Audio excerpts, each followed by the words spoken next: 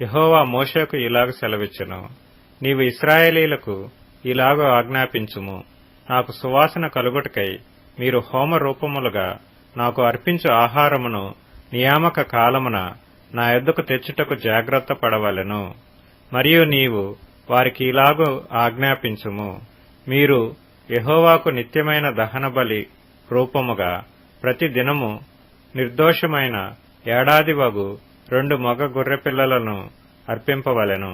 వాటిలో ఒక గొర్రెపిల్లను ఉదయమందు అర్పించి సాయంకాలమందు రెండవ దానిని అర్పింపవలెను. దంచి తీసిన 3 పండ్లలోనిది పావు నూనెతో కలపబడిన తూమెడు పిండిలో 10వ వంతు నైవేద్యము చేయవలెను. అది యెహోవాకు ఇంపైన సువాసన గల హోమముగా సీనాయి కొండ మీద నియమింపబడిన నిత్యమైన దహన బలి. ఆ మొదటి గొర్రెపిల్లతో అర్పింపవలసిన పానార్పణము 30. పరిశుద్ధ స్థలములో మద్యమును యెహోవాకు పానార్పణముగా పోయింపవలెను. ఉదయ నైవేద్యమును దాని పానార్పణమును అర్పించినట్లు యెహోవాకు ఇంపైన సువాసన గల హోమముగా ఆ 2వ గొర్రెపిల్లను సాయంకాలమందు అర్పింపవలెను. విశ్రాంతి దినమున నిర్దోషమైన ఏడాదివగు 2 గొర్రెపిల్లలను నైవేద్య రూపముగాను దాని పానార్పణముగాను నూనెతో కలపబడిన తూమెడు పిండిలో 2 10వ వంతులను అర్పింపవలెను. నిత్యమైన దహన బలియు దాని పానార్పణమును గాక ఇది ప్రతి విశ్రాంతి దినమున చేయవలసిన దహన బలి. నెలకు మొదటి దినమున యెహోవాకు దహన బలి అర్పించవలెను. 2 కోడె దూడలను 1 పొట్టేలును నిర్దోషమైన ఏడాదివగు 2 గొర్రెపిల్లలను వాటిలో ప్రతి కోడె దూడతోనూ నూనెతో కలపబడిన తూమెడు పిండిలో 3 10వ వంతులను నైవేద్యముగాను ఒక్కొక్క పొట్టేలుతోనూ నూనెతో కలపబడిన తూమెడు పిండిలో 2 10వ వంతులను నైవేద్యముగాను ఒక్కొక్క గొర్రెపిల్లతో నూనెతో కలపబడిన తూమెడు పిండిలో 1 10వ వంతును నైవేద్యముగాను చేయవలెను. అది యెహోవాకు ఇంపైన సువాసన గల దహన బలి. వాటి పానార్పణములు ఒక్కొక్క కోడెతో 10.5 ద్రాక్షారసమును పొట్టేలుతో 10 గొర్రెపిల్లతో 30 ఉండవలెను. ఇది సంవత్సరంలో మాసమునకు జరగవలసిన దహన బలి. నిత్యమైన దహన బలియు దాని పానార్పణమును కాక 1 మేకపిల్లను పాపపరిహారార్థ బలిగా యెహోవాకు అర్పింపవలెను. మొదటి నెల 14వ దినము యెహోవాకు పస్కా పండుగ. ఆ నెల 15వ దినము పండుగ జరుగును. 7 దినములు పొంగని భక్ష్యములనే తినవలెను. మొదటి దినమున పరిశుద్ధ సంఘము కూడవలెను. అందులో మీరు జీవనోపాధి అయిన పనులేమియూ చేయకూడదు. అయితే యెహోవాకు దహన బలిగా మీరు 2 కోడె దూడలను 1 పొట్టేలును ఏడాదివగు 7 మగ గొర్రెపిల్లలను అర్పింపవలెను. అవి మీకు కలిగిన వాటిలో నిర్దోషమైనవై ఉండవలెను. వాటి నైవేద్యము నూనెతో కలపబడిన గోధుమల పిండి. ఒక్కొక్క కోడెతో తూములో 3 10వ వంతులను పొట్టేలుతో 2 10వ వంతులను ఆ 7 గొర్రెపిల్లలలో ఒక్కొక్క గొర్రెపిల్లతో ఒక్కొక్క 10వ వంతును మీకు ప్రాయశ్చిత్తము కలుగుటకై పాప పరిహారార్థ బలిగా 1 మేకపిల్లను అర్పింపవలెను. ఉదయమున మీరు అర్పించు నిత్యమైన దహన బలి గాక వీటిని మీరు అర్పింపవలెను. అట్లే ఆ 7 దినములలో ప్రతి దినము యెహోవాకు ఇంపైన సువాసన గల హోమ ద్రవ్యమును ఆహారముగా అర్పించవలెను.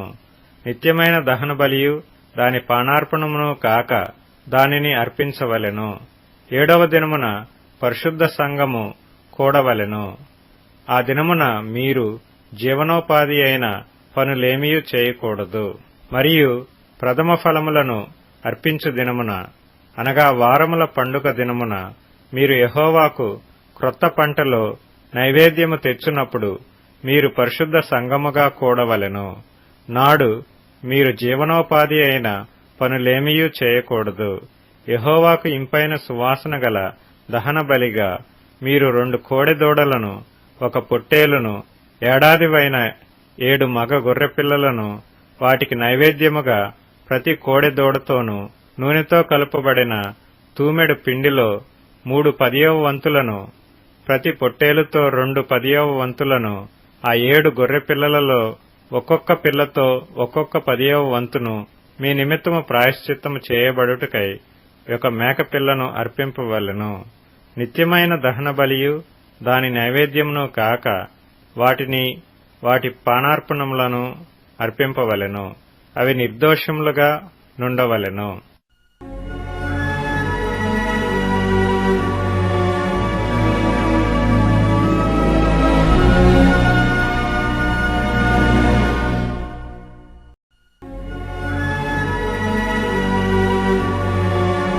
సంఖ్యాకాండము 29వ అధ్యాయం.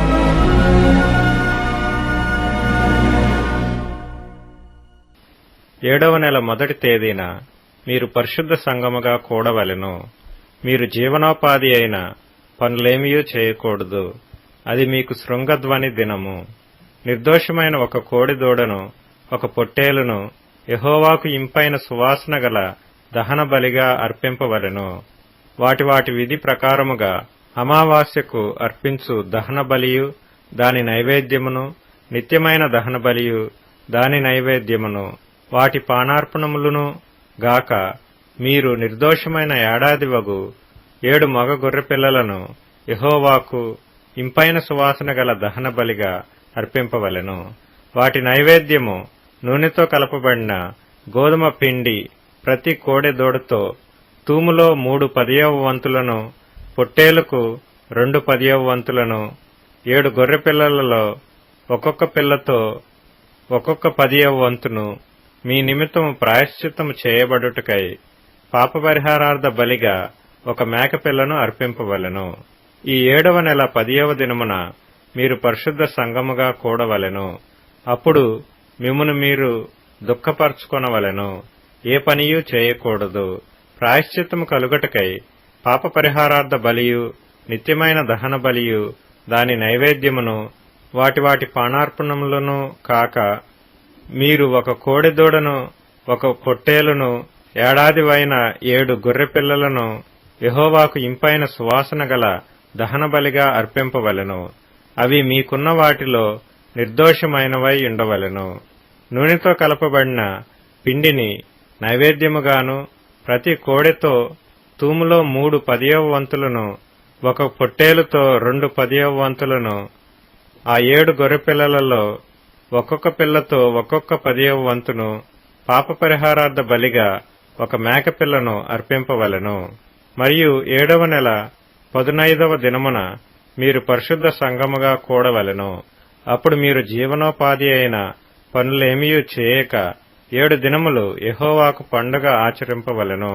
నిత్యమైన దహన బలియు దాని నైవేద్యమును, దాని పానార్పణమును కాక యెహోవాకు ఇంపైన సువాసన గల దహన బలిగా 13 కోడెదూడలను, 2 పొట్టేళ్లను, ఏడాదివైన 14 గొర్రెపిల్లలను అర్పింపవలెను. అవి నిర్దోషమైనవై ఉండవలెను. నూనెతో కలపబడిన గోధుమ పిండిని నైవేద్యముగాను, ఆ 13 కోడెదూడలలో ప్రతి దూడతో తూములో 3 10వ వంతులను, ఆ 2 పొట్టేళ్లలో ప్రతి పొట్టేలుతో 2 10వ వంతులను, ఆ 14 గొర్రెపిల్లలలో ప్రతి పిల్లతో ఒక్కొక్క 10వ వంతును పాపపరిహారార్థ బలిగా ఒక మేకపిల్లను అర్పింపవలెను.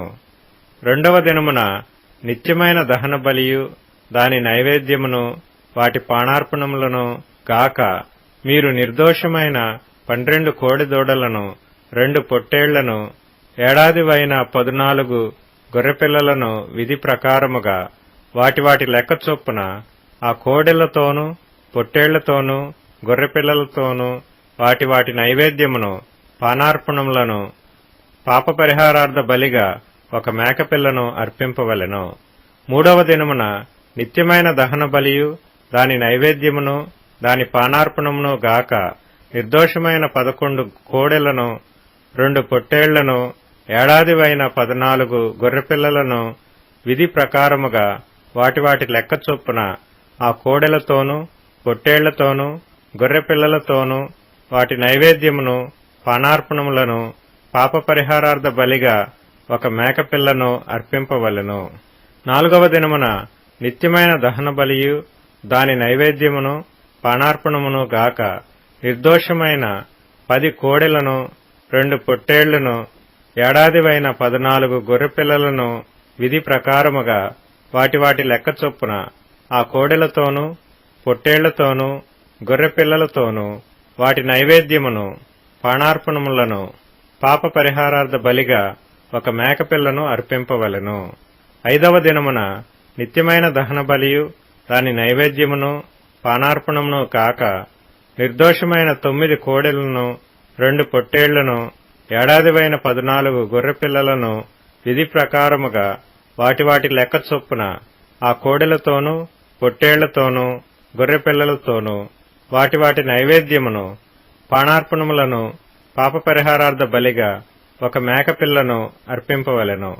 6వ దినమున నిత్యమైన దహన బలియు దాని నైవేద్యమును పానార్పణమును గాక నిర్దోషమైన 8 కోడెలను 2 పొట్టేళ్లను ఏడాదివైన 14 గొర్రెపిల్లలను విధి ప్రకారముగా వాటి లెక్క చొప్పున ఆ కోడెలతోనూ పొట్టేళ్లతోనూ గొర్రెపిల్లలతోనూ వాటి నైవేద్యమును పానార్పణములను పాప పరిహారార్థ బలిగా ఒక మేకపిల్లను అర్పింపవలెను. 7వ దినమున నిత్యమైన దహన బలియు దాని నైవేద్యమును పానార్పణమును గాక నిర్దోషమైన 7 దూడలను 2 పొట్టేళ్లను ఏడాదివైన 14 గొర్రెపిల్లలను విధి ప్రకారముగా వాటి లెక్క చొప్పున ఆ కోడెలతోనూ పొట్టేళ్లతోనూ గొర్రెపిల్లలతోనూ వాటి నైవేద్యమును పానార్పణములను పాప పరిహారార్థ బలిగా ఒక మేకపిల్లను అర్పింపవలెను. 8వ దినము మీకు వ్రత దినముగా నుండును. అప్పుడు మీరు జీవనోపాధి అయిన పనులనేమియూ చేయకూడదు. అందులో నిత్యమైన దహన బలియు దాని నైవేద్యమును పానార్పణమును గాక మీరు యెహోవాకు ఇంపైన సువాసన గల దహన బలిగా నిర్దోషమైన ఒక కోడి దూడను 1 పొట్టేలును ఏడాదివైన 7 గొర్రెపిల్లలను విధి ప్రకారముగా వాటి లెక్క చొప్పున ఆ కోడె దూడతోనూ పొట్టేలుతోనూ గొర్రెపిల్లలతోనూ వాటి నైవేద్యమును పానార్పణములను పాప పరిహారార్థ బలిగా ఒక మేకపిల్లను అర్పింపవలెను. మీ మ్రొక్కుబళ్లను మీ స్వేచ్ఛార్పణములను మీ దహన బలులను మీ నైవేద్యములను మీ పానార్పణములను మీ సమాధాన బలులను గాక వీటిని నియామక కాలములందు యెహోవాకు అర్పింపవలెను. యెహోవా మోషేకు ఆజ్ఞాపించినట్లు మోషే ఇశ్రాయేలీయులతో సమస్తమును తెలియజెప్పెను.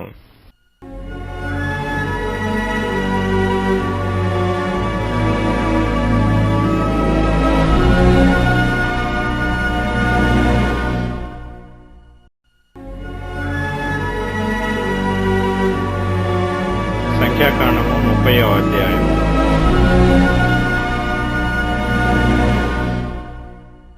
మోషే ఇశ్రాయేలీయుల యొక్క గోత్రాధిపతులతో ఇట్లనెను, ఇది యెహోవా ఆజ్ఞాపించిన సంగతి. ఒకడు యెహోవాకు మ్రొక్కుకొనిన ఎడల లేక తాను బద్ధుడొకటకు ప్రమాణము చేసిన ఎడల అతడు తన మాట తప్పక తన నోటి నుండి వచ్చినదంతయు నెరవేర్చవలెను. మరియు ఒక స్త్రీ బాల్యమున తన తండ్రి ఇంట నుండగా యెహోవాకు మ్రొక్కుకొని బద్ధురాలైన ఎడల ఆమె తండ్రి ఆమె మ్రొక్కుబడిని ఆమె కలుగు చేసుకొనిన బాధ్యతను విని దాని గూర్చి ఊరకొనిన ఎడల ఆమె మ్రొక్కుబడులన్నీయూ నిలుచును. ఆమె తాను బద్ధురాలగుటకు ఒట్టు పెట్టుకొనిన ఒట్టు నిలుచును. ఆమె తండ్రి వినిన దినమున ఆక్షేపణ చేసిన ఎడల ఆమె మ్రొక్కుబడులలో ఏదియూ ఆమె తన మీద పెట్టుకొనిన బాధ్యతలో ఏదియూ నిలవకపోవును. ఆమె తండ్రి దానికి ఆక్షేపణ చేసిన గనుక యెహోవా ఆమెను క్షమించును. ఆమెకు వివాహమైన తరువాత ఆమె మ్రొక్కుకొనిన మ్రొక్కుబడులైనను నిరాలోచనగా ఆమె తన మీద పెట్టుకొనిన ఒట్టులైనను ఆమె మీద నుండుట ఆమె భర్త విని దాని గూర్చి వినిన దినమున అతడు ఊరకుండుట తటస్థించిన ఎడల ఆమె మ్రొక్కుబడులను ఆమె తన మీద పెట్టుకొనిన ఒట్టును నిలుచును. ఆమె భర్త వినిన దినమందే ఆక్షేపణ చేసిన ఎడల అతడు ఆమె మ్రొక్కుకొనిన మ్రొక్కుబడిని ఆమె నిరాలోచనగా తన మీద పెట్టుకొనిన ఒట్టులను రద్దు చేసిన వాడగును. యెహోవా ఆమెను క్షమించును. విధవరాలు గాని విడనాడబడినది గాని తన మీద పెట్టుకొనిన ప్రతి మ్రొక్కుబడి నిలుచును. ఆమె తన భర్త ఇంట ఉండి మ్రొక్కుకొనిన ఎడలనేమి, ప్రమాణము చేసి తన మీద ఒట్టు పెట్టుకొనిన ఎడలనేమి, తరువాత ఆమె భర్త విని దాని గూర్చి ఆక్షేపణ చేయక ఊరకుండిన ఎడల ఆమె మ్రొక్కుబడులన్నీయు నిలుచును.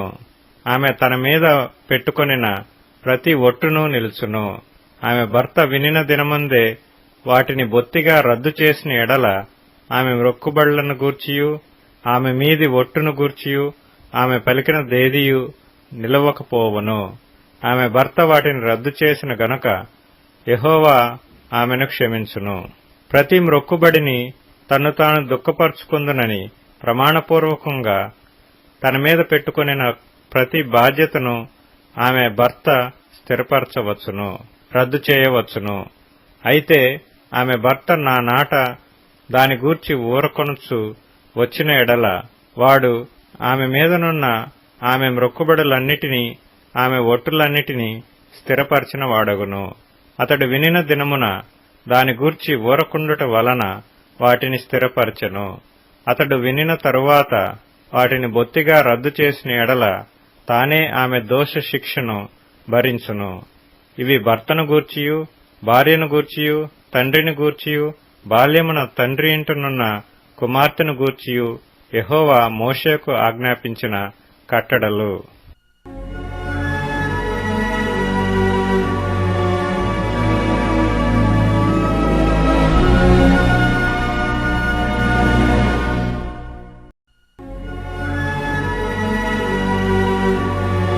సంఖ్యాకాండము 31వ అధ్యాయం.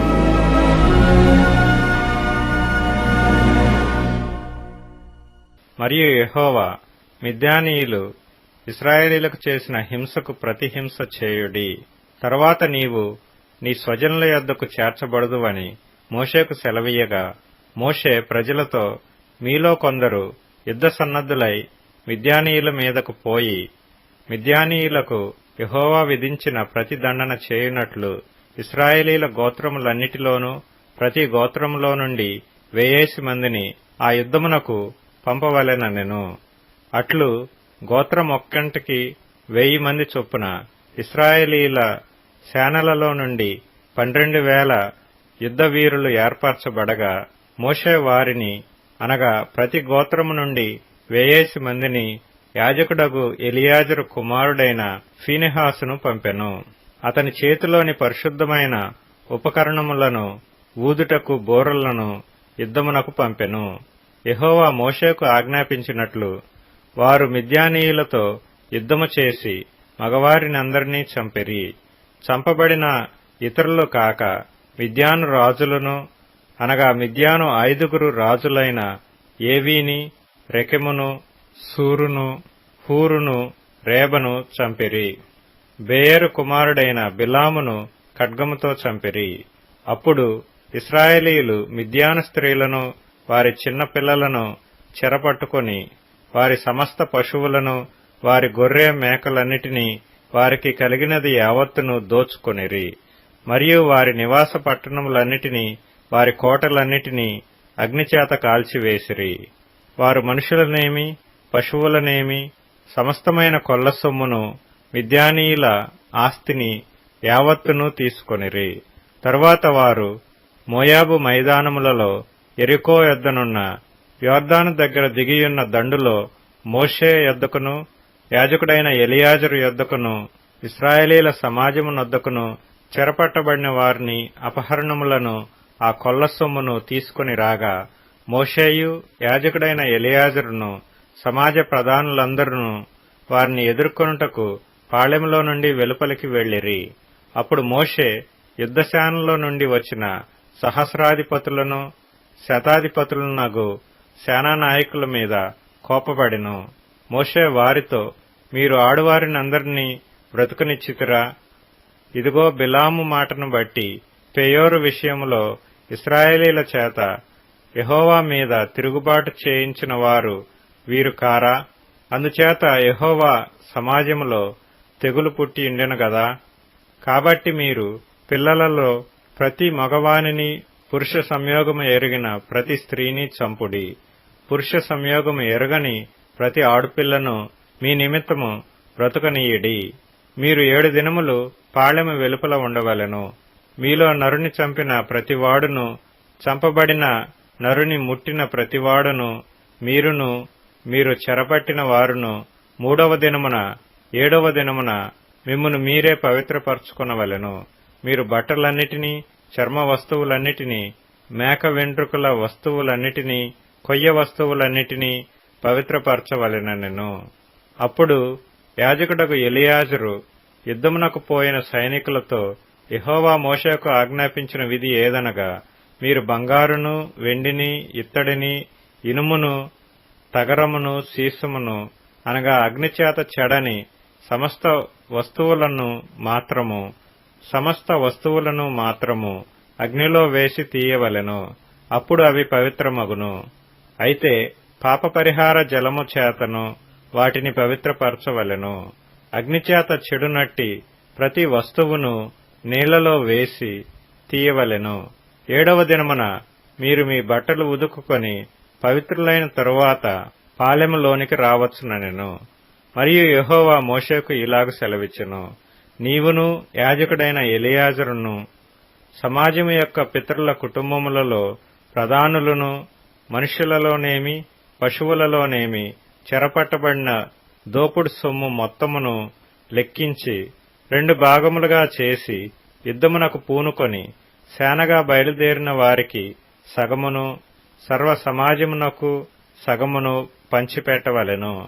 మరియు సేనగా బయలుదేరిన యోధుల మీద యెహోవాకు పన్ను కట్టి ఆ మనుషులలోను, పశువులలోను, గాడిదలలోను, గొర్రె మేకలలోను 500కు 1 చొప్పున వారి సగములో నుండి తీసుకొని యెహోవాకు ప్రతిష్ఠార్పణముగా యాజకుడైన ఎలియాజరుకు ఇయ్యవలెను. మనుషులలోను, పశువులలోను, గాడిదలలోను, గొర్రె మేకలలోను, సమస్త విధముల జంతువులలోను 50ంటికి 1 చొప్పున ఇశ్రాయేలీయులు సగములో నుండి తీసుకొని యెహోవా మందిరమును కాపాడు లేవీయులకు ఇయ్యవలెను. యెహోవా మోషేకు ఆజ్ఞాపించినట్లు మోషేయు యాజకుడైన ఎలియాజరును చేసిరి. ఆ దోపుడు సొమ్ము అనగా ఆ సైనికులు కొల్లబెట్టిన సొమ్ములో మిగిలినది 6,75,000 గొర్రె మేకలను, 72,000 పశువులను, 61,000 గాడిదలను, 32,000 మంది పురుష సంయోగమెరుగని స్త్రీలను, అందులో అరవంతు అనగా సైన్యముగా పోయిన వారి వంతు గొర్రె మేకల లెక్క ఎంతనగా 3,37,500. ఆ గొర్రె మేకలలో యెహోవాకు చెల్లవలసిన పన్ను 675. ఆ పశువులు 36,000, వాటిలో యెహోవా పన్ను 72. ఆ గాడిదలు 30,500, వాటిలో యెహోవా పన్ను 61.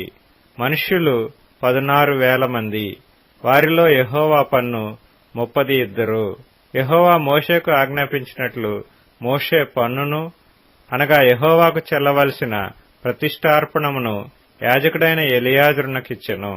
సైనికుల యొద్ద మోషే తీసుకుని ఇశ్రాయేలీయులకిచ్చిన సగము నుండి లేవీయులకిచ్చెను.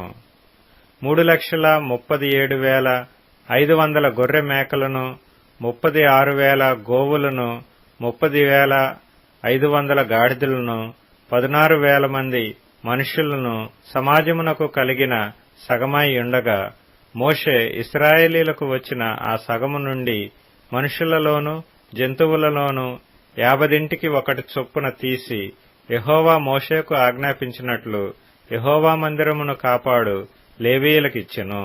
అప్పుడు సేవా సహస్రముల నియామకులు అనగా సహస్రాధిపతులను, శతాధిపతులను మోషే యొద్దకు వచ్చి, నీ సేవకులమైన మేము మా చేతి క్రిందనున్న యోధులను లెక్కించి మొత్తము చేసితిమి. మాలో ఒక్కడైనను మొత్తమునకు తక్కువ కాలేదు.